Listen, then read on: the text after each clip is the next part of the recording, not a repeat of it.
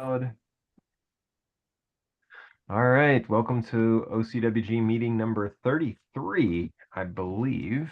It's amazing that we've spent 33 Already. hours meeting together at this point. Or 34, 34. Yeah. Dang, we've spent 34 hours meeting together. Fantastic. Um, cool. So last time we met, Max had a proposal that was working on that was intended to allow for like multiple canvases, and that would and we were talking through the idea of or the issues around transclusion around multiple canvases. Um, Yeah, and I have a kick new off, idea kick off for there, that. Max. Okay, cool. Yeah. So let's. I have topic number one would be that. Let's do that. And then topic number two is what I dropped into the admin channel earlier of like, why not 1.0? Which is more of a signaling mechanism and a forcing function of a conversation than it would be than it's like a I think it's time. I'm actually saying like we really should ask like ourselves why not, and what would it take to get there, and then see if there's things that come up that we're like, well, clearly it's not time because of these things. So anyway, Yeah. but that's we can do that conversation at the end. Max, Oh, would you like okay. Yeah. to Yeah. go? So fitting in that idea of wrapping things up, transclusion or including how to have a working transclusion, and I just pushed in Git a new proposal, which I can quickly explain. So the idea is still to say you can have a node as a resource in another node. Mm-hmm. But the technical details are now on the visual side. We say, if node A imports node B, Mm-hmm. then the app knows how to render nodes anyway. So the app should render node B as if there was no A, just render node B. And then whatever the app does, there is some kind of internal bitmap or SVG or vector image in the app because the app needs to draw it at some point on the screen. So the app knows how to render nodes into internal bitmaps or vector graphics. So we take this bitmap or vector graphic and say that's actually the resource we're including. And then it's pretty straightforward. If the application can render PNGs or can render SVGs or other vector graphics, then transclusion is defined. And what happens under the hood in this app, we don't care. Just render it and show it here. And if it's also shown there, also show it there. And if it's edited, obviously it changed. And that's it. The things we discussed last time are not wrong. That's probably how an app that is smart would implement it. But the spec doesn't need to care.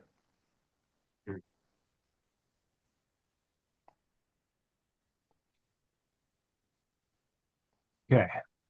So transclusion is like a window onto a resource, which happens to Right. be rendered by the app. So it's And to restate what you were saying, we're making a couple of assumptions here. The assumptions are that the app already knows how to render a node and all of yeah, its children and all of its properties and that kind of stuff. Otherwise, how would it render it to begin with? And so, yeah. and then the what's the why a bitmap or vector image? I'm not sure that I follow the logic that gets you to there. Those are the only two kinds of visual systems that I know. Either, I mean, that's all computers have given us. Either you render to bitmaps or you render to vectors, which you then also render to bitmaps. But you always use some kind of toolkit where you say, I want to draw a rectangle. You either say pixel from here to here, or you say vector from here to here. But that's it. I mean, well, maybe there's even a 3D render mode, but the basic idea still applies. I mean, we don't really care whether it's a bitmap. Yeah, I wonder if this is just Maybe, yeah, maybe I don't know how to. Yeah, maybe need some right. rewording.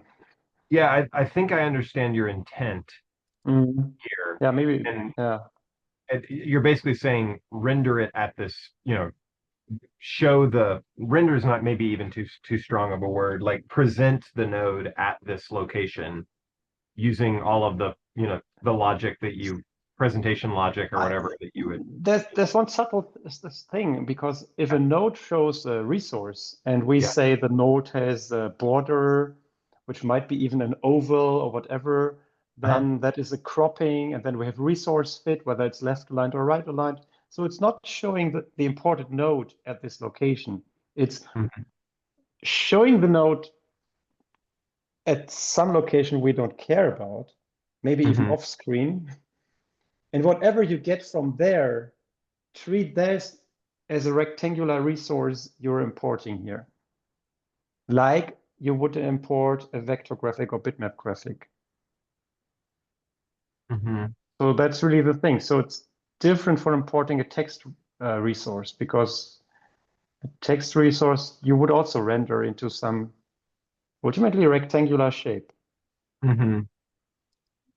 And we were initially saying when we were talking last time, we were using the language of node imports. If A transcludes C, then A imports the node C, as Yeah, opposed to we a rendering or a visualization of the node C. Like exactly. it's the actual C. Um, okay. Do you have an example of how this would look in terms of the implementation difference? Not implementation, the how it's represented in uh the JSON. Exactly the same as before. I Nothing think it is the changes. same before, right? Yeah. Okay. You just reference another node by its ID. Hmm. And now I restricted IDs to be valid HTML IDs, which say try to avoid space in your ID. Hmm. And the HTML spec goes on to say it's actually quite a good idea to use valid CSS IDs. Hmm. Otherwise, you need a ton of escaping hacks. Um, so CSS IDs are actually what we should strive for, but it's also not so important to have them. If you don't import nodes, and for some reason you need your IDs to be very weird, Hmm. it's not such a big deal. Okay, so then node A, in this case, node A is transcluding node B. Is that right? The Yeah, actual node B. Yeah. So in this So case, you're saying that the position, size, and resource fit would overwrite in the same way when we're importing a PNG, like a visual yeah. resource. This is not an override like we discussed last time. This is just applying resource layout. Yeah, I So see. you Okay, now I get the difference. I get the difference now. So like you're basically saying this is similar to presenting an image on the canvas. exactly. And so you're using that, and instead of thinking of it as sort of inheritance, where you're like, Yeah, this it's this node is inheriting all the things from this node and is also not a overriding specific properties. It's no. like, no. This It's is all just gone. render the node however you render, like however, like whatever, like you said, it could be 2D, it could be 3D, it could be bitmap, it could be vector, whatever. Like render the node and then take that rendering and paste that around almost like a stamp, boom, boom, boom, in the different places that we're importing it. Yeah, but apply these resource fit things. Maybe the node wants to have it left aligned, the other one right aligned. That's okay. We know Yeah. how to align bitmaps Hmm. or vectors if your canvas is vector based. Right. Or Yeah, no, the position yeah, size, I mean that allows, basically it leans on the pre-existing functionality of resource rendering. exactly. Yeah. So So it's like a virtual resource that gets its content from the app itself, rendering it internally somehow. I do like it that it's like really, really pretty simple. Like there's no complexity to it. It's like however it's rendered over there is how it's going to be rendered over here. you can use, and you can kind of clip it, and however you would like, if you wish to. But Michael or Aaron, do you guys have any questions?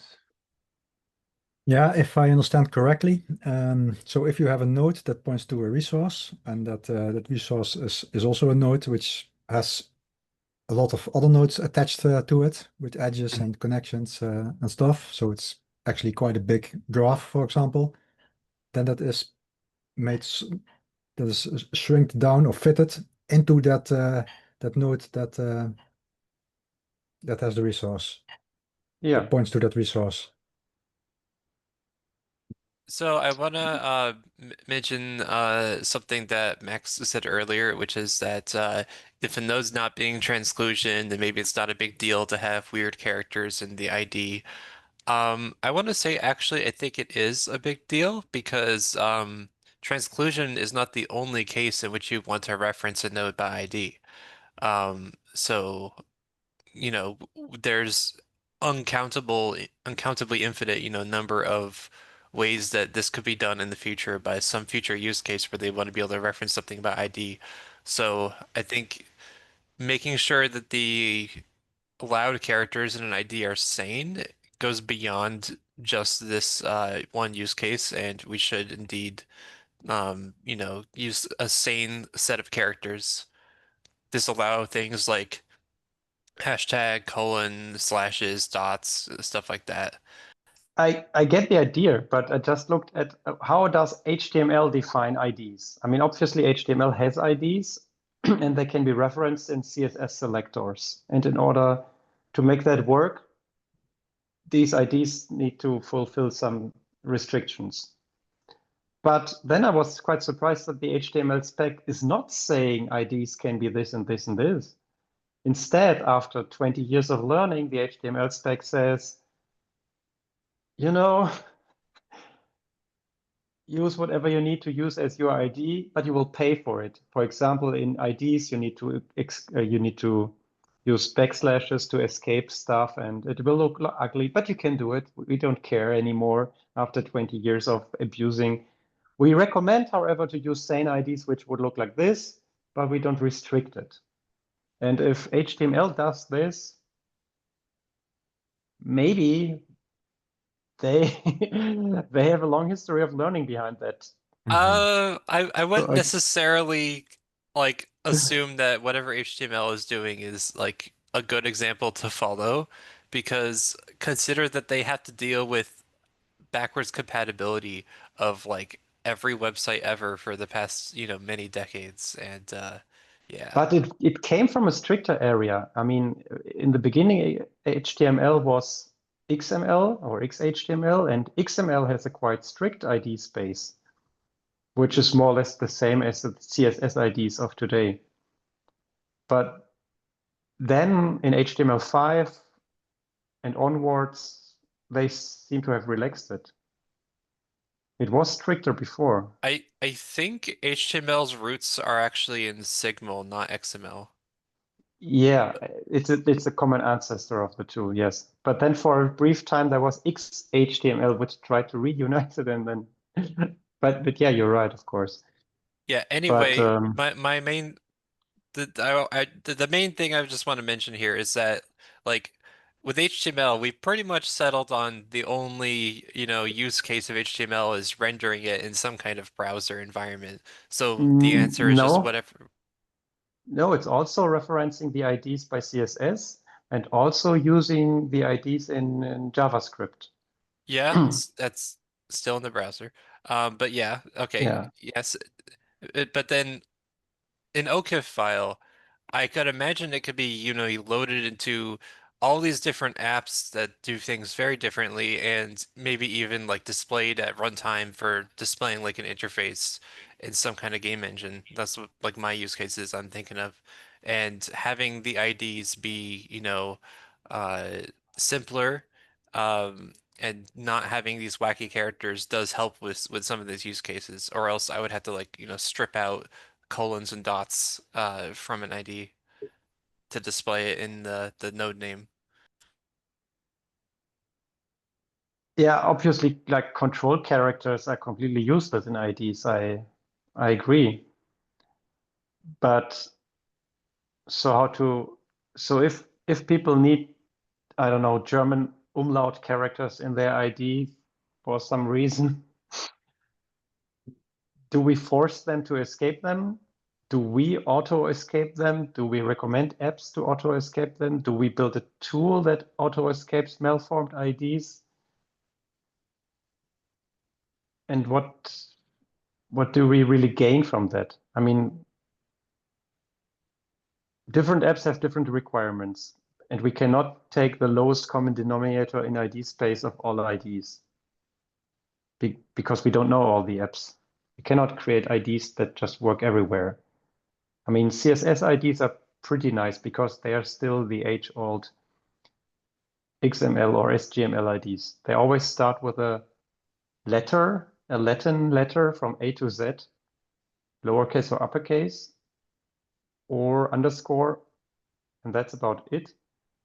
And then they can be followed by digits and alphabetic letters and dashed. The other advantage to And that's following it.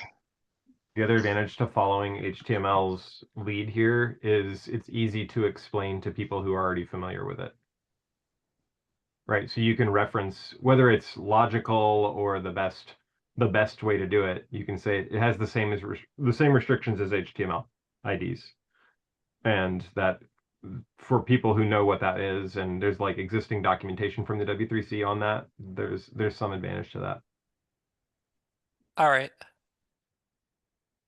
I don't really have a dog in this fight either way. I would let Max and Aaron arm wrestle if you guys are in person. But I mean, I like clean IDs, but what do you do if there's a file with bad IDs? Mhm. Do we say the app should reject it? And if it shouldn't reject it, then it does have to accept it anyway. And if it should reject it, then why? Right. What's gained from that? And in the And end, it an sounds ID is a string. right. And I think the difference is you guys are saying the same thing, but you're saying Max is saying should and Aaron is saying must in the language of specifications. Right. Yeah. Yeah. I think ultimately we should acknowledge that like having these weird characters and IDs is an edge case, and 99% of files aren't going to do this. So it's like, who are we going to, wag our finger at and scold for using these weird characters in their IDs? Should we do this to importers and runtimes, have them deal with it, or exporters have content creators deal with it? Is this, either way is perfectly valid. I'm biased towards making things easier for importers and harder for exporters, but and any ways ultimately like it doesn't matter too much. Mm. You said easier for importers, harder for exporters. That is Yeah, a good line. Yeah. that's the stance of Wholesale law. GLTF where yeah, it's the same reason that like we only have one coordinate system like meters and GLTF and pixels and in OCIF is that you don't want to have like some kind of unit definition at the top of the file that might make it easier for exporters in case some app has that as their native coordinate system and they can specify that in the file and keep all their numbers the same, but then importers have to convert that and that sucks and there's no, not really any good reason for that. Like it could just be the job of the exporter and the exporter can handle unit conversions. Anyway, that principle can apply to other areas, so I thought I'd mention it. Yeah. Um, Aaron, any other thoughts on transclusion? Because it sounds like we're at this point talking about two different issues, which is how do we reference IDs for nodes? Yeah, sorry, I went What on a tangent there, I No, guess. it's perfectly valid, and I'm glad we talked about it. And we do need to come to a decision and just decide and Yeah, document the decision. So I'm glad we discussed it. But I am curious to yeah. make sure we're all on the same page on transclusion, because if we're good with Max's proposal, which I think I am, and I don't have any further questions, then we can go ahead and document it. and put it in 051. Okay. So really quick, I do like what you wrote there about Pastel's law. That's good. And as for transclusion and having it be rendered to an image, that's like from my perspective, that's kind of odd, but it is doable. This is like totally something that you can like do in Godot Engine. I assume most apps like have this capability. So yeah. I assume that if it's being like rendered to an image that this is intended to be like a live image. Like if you were to change those nodes, then the image should change. So it's more akin to what Yeah. a game engine would call a viewport. Mhm. Not a static image where like it's just it only looks like what it looks like when the app loads, because that would just be better represented by like baking it into an SVG. So I assume that's not the use case, and we actually want it to be a live, updating image. Yeah, that's a good term, viewport. I like that. Yeah, I just Yeah. added that as a comment on there, Max, for your sake. Thanks. Yeah, because that definitely reading it the first time confused me, but I understood the point of what you were saying, which is viewport is a good way of thinking of it. Or like view into yeah, and to your point, Aaron, it would be like a live view in the Yeah. sense that, editing A would then edit B. If we like, yeah, would immediately, the appearance of B would immediately reflect whatever changes to A happened. Yep. Uh, Also reminds me of iframes in browsers. yeah, that's a That's a good, good analogy. Yeah. that is a very good analogy. Yeah, because especially because HTML handles the rendering of the iframe's contents in exactly the same way as if it's a standalone file that's not being iframed into. Yeah.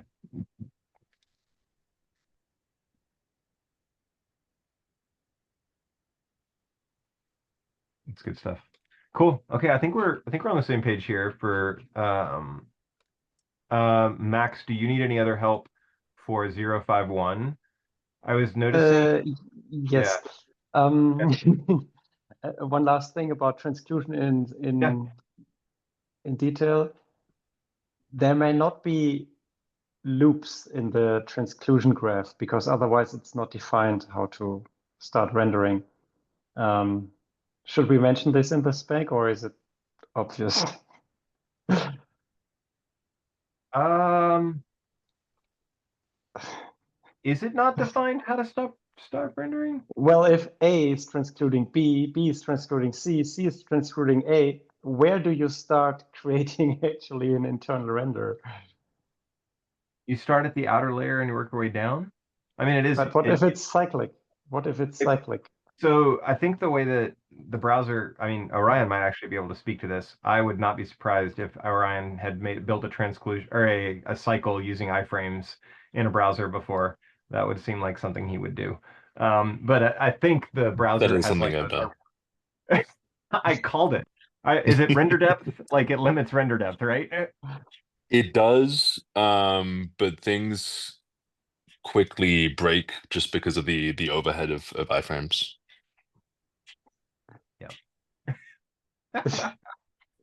So great to have you on the call, Orion. If you're curious, I put in the Zoom chat the exact language that GLTF uses in its spec. The node hierarchy must be a set of disjoint strict trees. That is, node hierarchy must not contain cycles, and each node must have 0 or 1 parent node. That's probably what we need to define for parent-child and for transclusion. Both trees need to follow this structure. Yep, both are trees at the end of the day. Yeah. At least they should, must.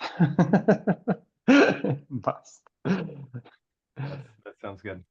Cool. I copied that. Great. All right.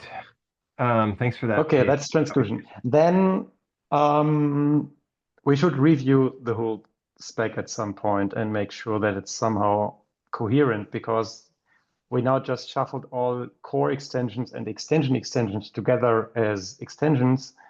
And it is a single document by now, but we've never reviewed it as such. Yeah, I think you're right. I think there's a review step coming. I think the other thing is, I think the way you have this set up, yeah, you're creating like a brand new 051 draft. We should make a 051 branch that's a copy of main, that like a 051 draft branch, and then your 051 should merge into that branch. That way we can see just the diff. We should read the spec from top to bottom without reading just the diff, but that would give you a nice clean diff. Yeah, and then we can review both the diff as well as read the whole spec top to bottom. It's a large diff this time due to the merge. Oh yeah, that's a good point. Because the extensions MD file is now part of the spec MD. Right. Yeah, so be it. So be it. Yeah, then one other suggestion, don't have to do it, but could be helpful. It could be helpful to do a 051 draft branch off of main, do the moves of all the files as a PR, and go ahead and push it into that 051 draft, and then do another branch. Only do this if like Claude Code or Gemini can do it for you. Like, don't spend time finagling with Git. But if you could do the edits onto the moved files in that branch as a separate PR, then it would make reading the actual diffs possible. But again, does that make sense? I think I get the idea, but it's still quite some manual work because I also edited the structure a bit. Only do it if like Claude Code could do it for you. Of like, anyway, no worries, not a big deal. Yeah, thanks for putting this together. When you're ready for a top to bottom read through, let me know, Max, and I'll volunteer to be like a reader that reads from beginning to end for cohesion's sake. Happy to do that and give feedback. Just let me know how you would like that feedback, if you wanted just comments on the PR or whatever. So yeah, comments worked good. Cool. The tooling's great. Right. Yeah. Okay, the next topic that I wanted to talk about was my shower thought of like 1.0. Why not? And what would it take for us to feel confident saying, okay, we're at 1.0, and we're going to kind of, here's the version that people can start implementing now. I mean, we're already saying, try it out. But instead of I think the value there is basically saying we don't expect to make significant changes to the spec at 1.0. You should just use it as it is. And if we do make any changes, they'll be largely backwards compatible. Well, a common yardstick is to have two independent implementations using this spec. Yep. Mm-hmm. And if that did work and the spec didn't have to change it a lot, then the stack seems to be reasonably stable. But before that, it's quite likely that there will be changes. Sure. So all right, I like that. That's a kind of yardstick we can do. All right. I'm good. I am. Are there other things other than that, or is that kind of it?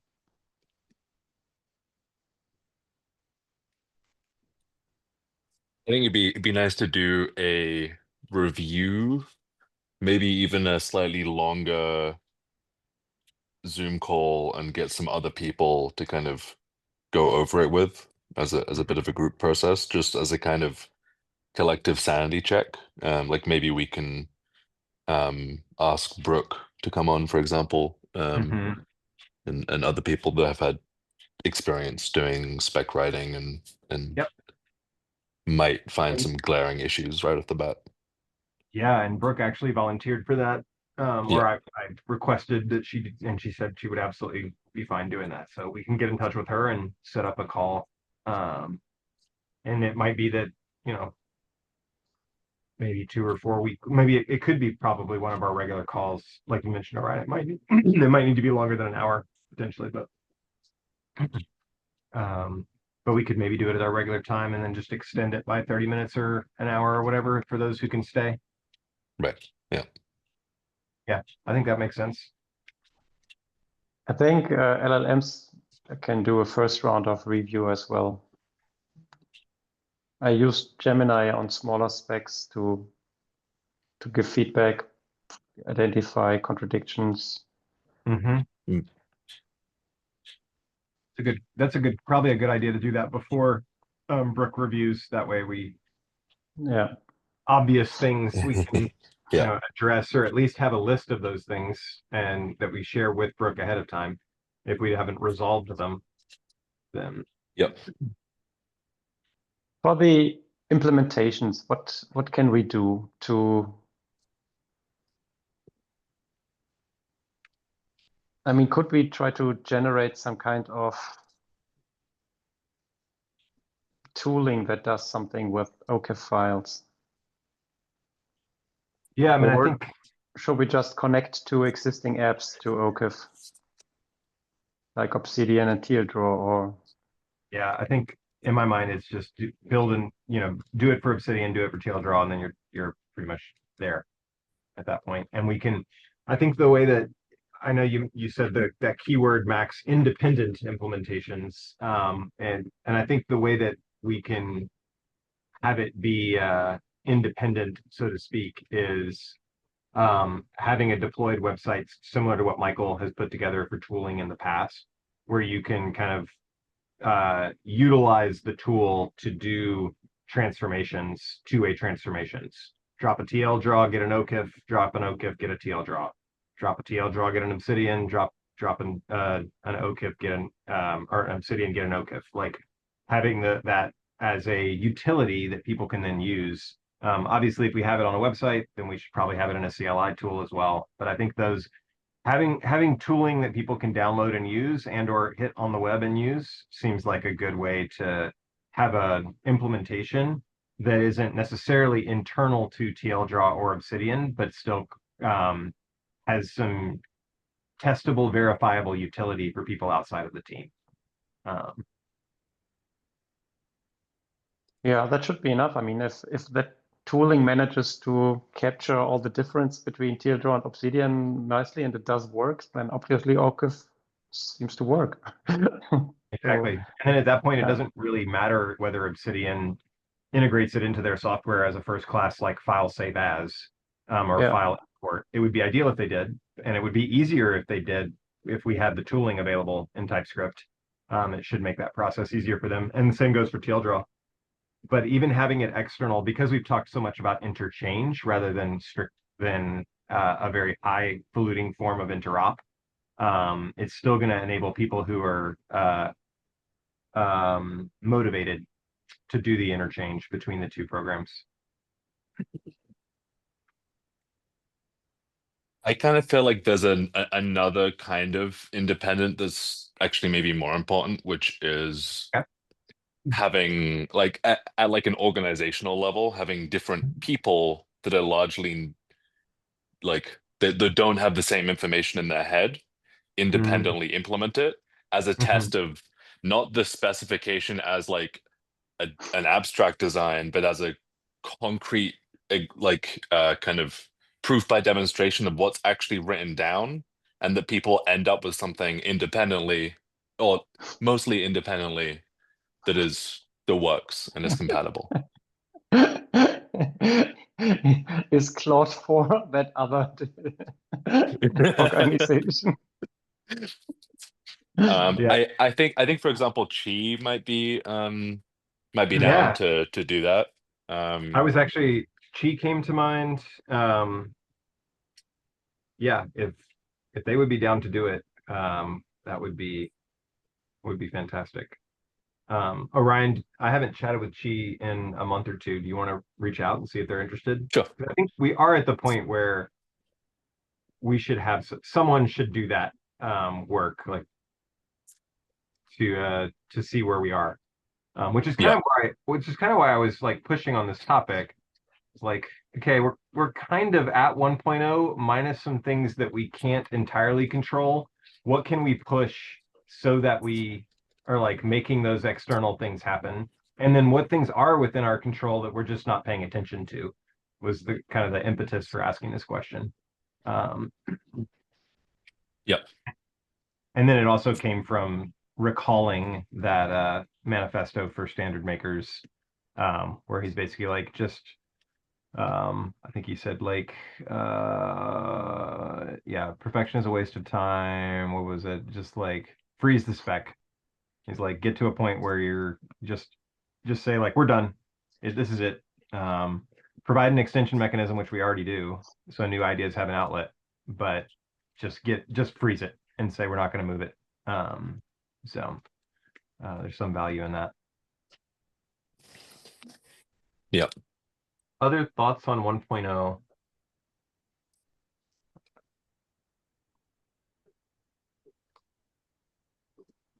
I think this nicely covers it.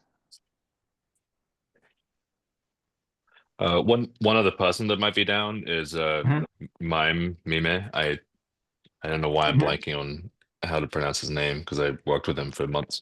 But because he already did a prototype implementation at Taildraw, and I think he would probably be open to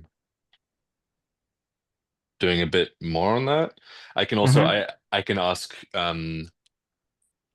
Steve. I'll be in London probably in a few weeks, and was planning to meet up with Steve, as in Teal Steve.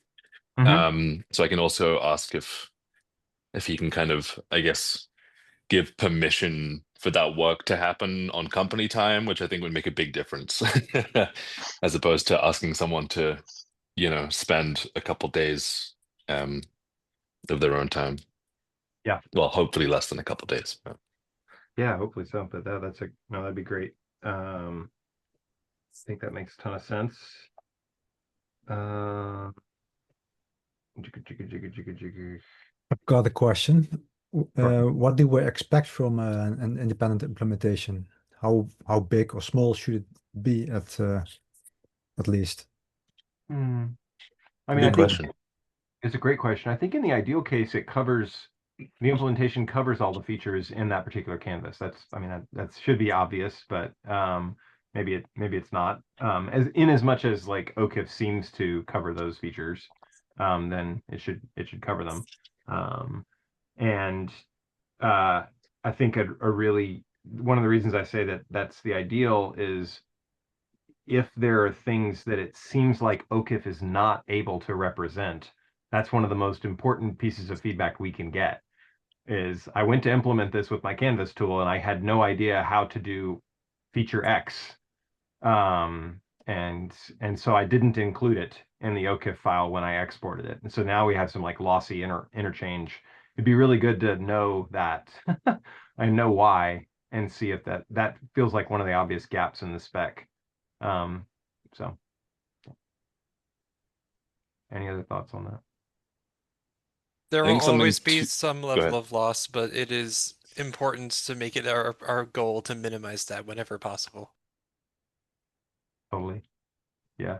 Exactly, Aaron. I was thinking more along the lines of at least we could then say we are aware that you can't represent this kind of thing in a canvas in the OCIF spec, and we're okay with that. So I think something to be aware of that came up actually when Chi was doing an implementation is that they ran into issues that I think would not have happened if they weren't doing real-time interrupt. That if it was import export, Chi would not have noticed some of the like nuances, I guess. And so I think we should at least be cognizant of like which thing we are validating.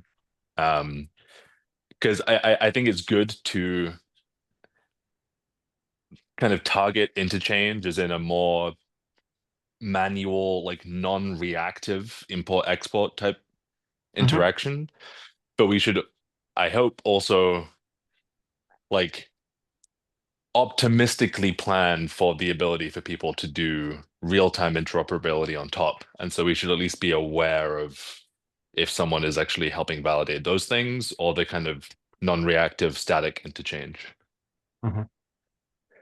So like whether the spec is successfully preventing or like maybe in the worst case, like by design necessitating some infinite cycle, right? Where like if you try and build a reactive system around it, you actually can't without violating the spec in some way. I don't quite see how that would happen, but I think it's Mhm. complicated enough that we would only really know that by having it implemented.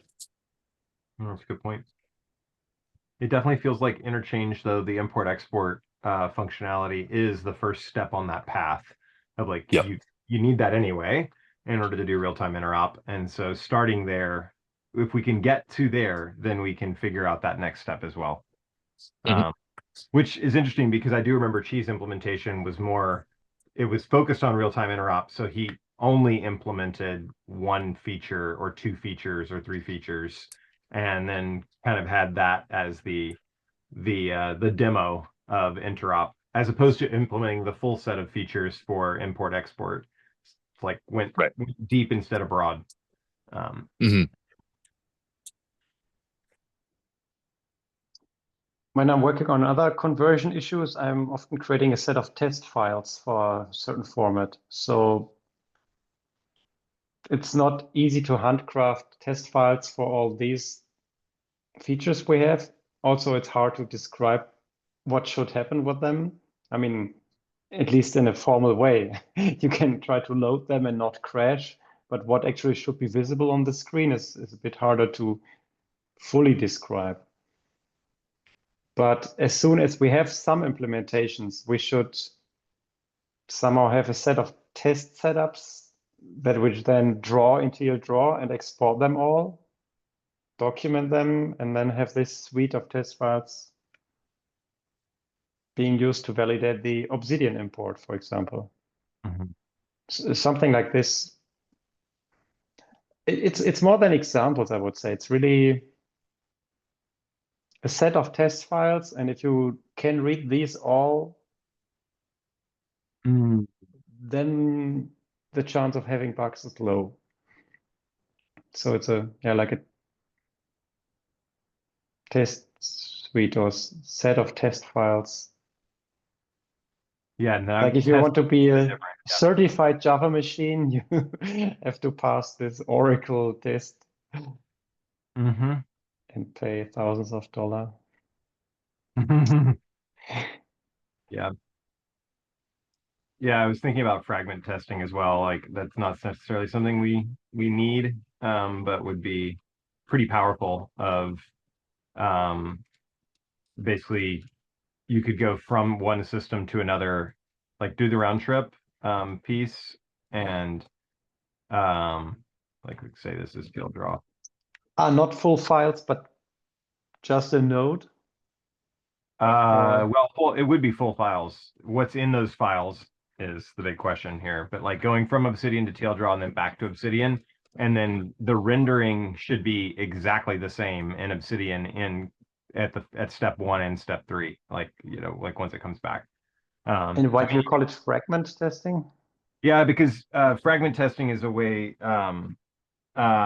people use what am I trying to think of? Storybook tests on the web, and Storybook renders the actual components and then saves that rendering as an image and then reruns it, and it does image comparison to make sure all the pixels match. And if pixels don't match, it highlights, hey, this little rectangle shifted to the right a little bit. So we could have that would be an incredibly robust set of things of like, run a round trip and then test to make sure that the rendering is exactly the same pixel for pixel. That may not be necessary. Maybe it's just literally comparing the file itself.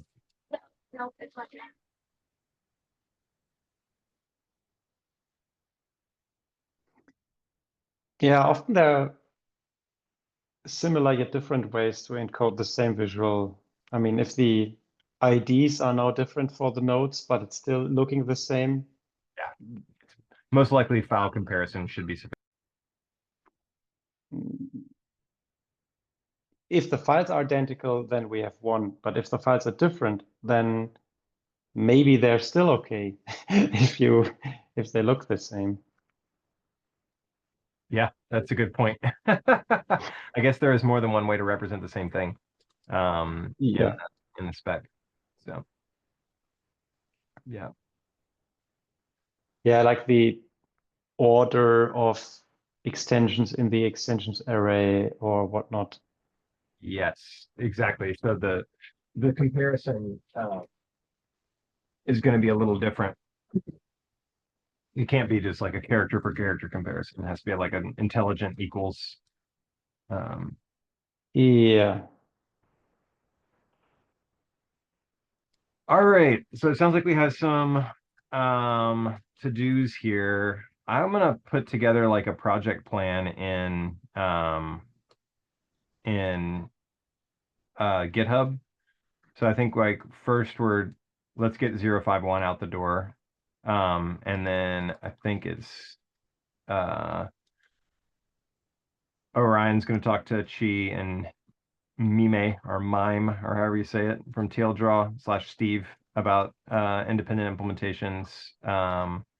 And then I could probably look at an LLM feedback review, either you or me, Max, one of the two on that piece. And then once we've done that, reach out to Brooke and see if we can get her on the calendar. And then, yeah. One small change I think would be nice is in the spec text, the text node and one other node has like a question mark after it. And I think that'd be better written as like text in quotes, because the intention is to say that text doesn't really exist as a node, but putting a question mark after it makes it look more like we're unclear on what text is. Yeah, good feedback. That makes sense. Yeah.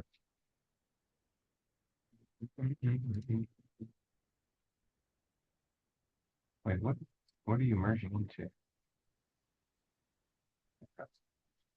Cool. Alrighty. Anything else? We've got a few more minutes left.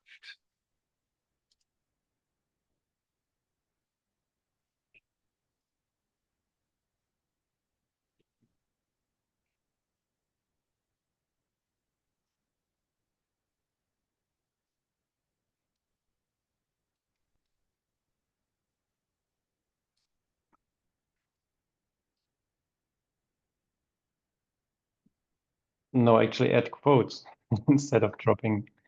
Oh, okay. I didn't fully understand what was being said then. Add quotes? Yeah, to say text nodes, Okay. because we don't have text nodes, but text nodes. Got it. Question mark. Got it. I understand.